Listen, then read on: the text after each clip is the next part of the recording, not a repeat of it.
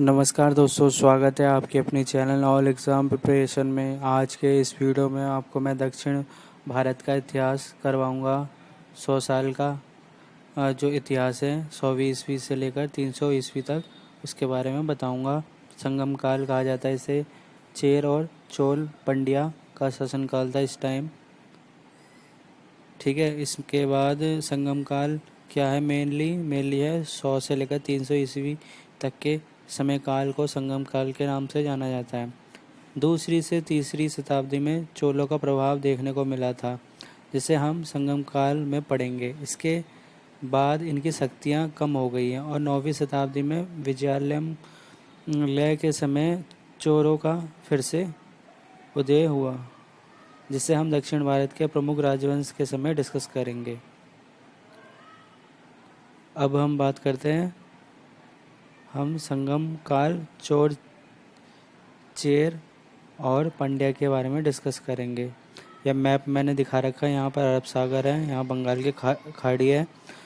100 से लेकर 300 शासन काल में संगम काल कहा जाता है। इन तीनों का शासन काल था। कहाँ कहाँ पर था बताता हूँ।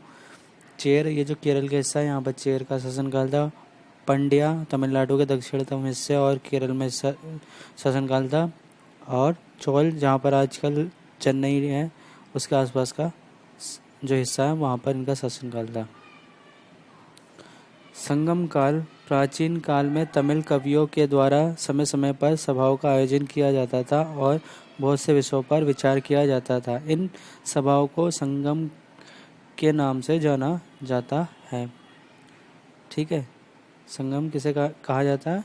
सभाओं को। 100 ईस्वी से लेकर 250 ईस्वी के बीच में इस तरह की 3 सभाओं का आयोजन किया गया था। इसी के लिए इतिहास में इसे संगम काल के नाम से जाना जाता है। मदुरई कपाटपुरम में इन सभाओं का आयोजन किया गया था।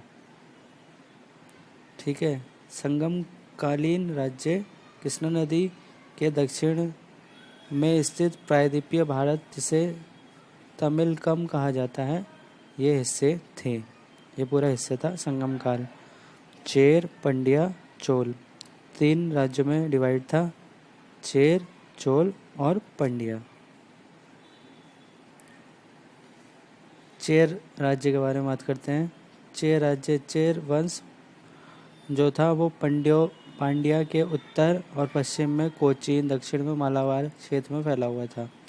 ये जो हिस्सा है कोची और मालाबार, ठीक है, ये वाले हिस्से में फैला हुआ था। केरल का प्राचीन नाम चेर ही था। चेरों ने अपनी राजधानी वंजी अथवा करूर को बनाया। धनुष इनका प्रतीक था। चेरों की प्रमुख घटना 150 ईस्वी में चोलों के विरुद्ध आक्रमण था, जिसमें चेरों ने चोलों के राजा करिकाल के पिता को मार डाला। बदले में चोलों ने चेर राजा को भी मार दिया। बाद में दोनों राज्यों के बीच समझौता हो गया था। चेरों के प्रतीक चिन्ह की बात करते हैं तो इतिहास में चेर कवियों ने सेन गुट्टवम, जिसे लाल चेर के नाम से भी जाना जाता है, उसे अपना महान चेर राजा बताया। कर्ण की पूजा, पत्नी पूजा की शुरुआत इसी लाल चेर ने ही की थी। चेर वंश का एक और प्रसिद्ध राजा आदिकेयमान था। इसी आदिकेयमान ने गन्ने की खेती की शुरुआत की थी। ठीक है, ये गन्ना है, दिखा रखा मैंने। बाद में दूसरी शताब्दी के बाद चेर की शक्ति खत्म हो गई। अब बात करते हैं चोल साम्राज्य। दक्षिण भारत के इतिहास में चोल वंश बहुत प्रसिद्ध था। चोल वंश का इतिहास दूसरी और तीसरी शताब्दी में देखने को मिलता है। बाद में पांड्यों की शक्ति के कारण इनका पतन हो गया और 9वीं शताब्दी में विजयालय के समय में फिर इनका उदय हुआ। ये चोल, ठीक है, चेन्नई के आसपास का एरिया। चोलों ने मानतूर, उरैयूर और तंजावुर को अपना राजधानी बनाया था। चोलों का प्रतीक चिन्ह क्या था? बाघ था। चोल राज्य को ही कोरोमंडल के नाम से जाना जाता है।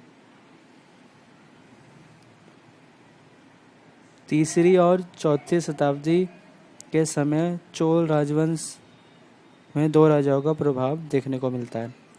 कार्यकाल एलारा। इन चोल शासक ने श्रीलंका को भी विजित कर इस पर 50 साल तक शासन किया था। चोलों का महानतम शासक था।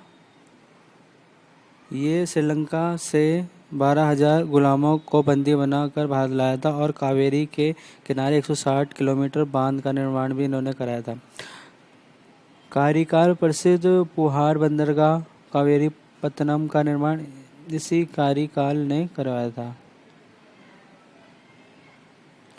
पंड्या साम्राज्य। इस राज्य का सर्वप्रथम उल्लेख मेगास्थनीज ने अपनी पुस्तिका इंडिका में किया था।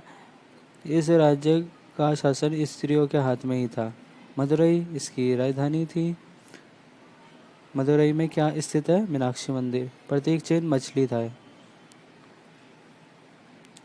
यह राज्य मोतियों के लिए काफ़ी प्रसिद्ध था। ये दक्षिणतम तमिलनाडु है।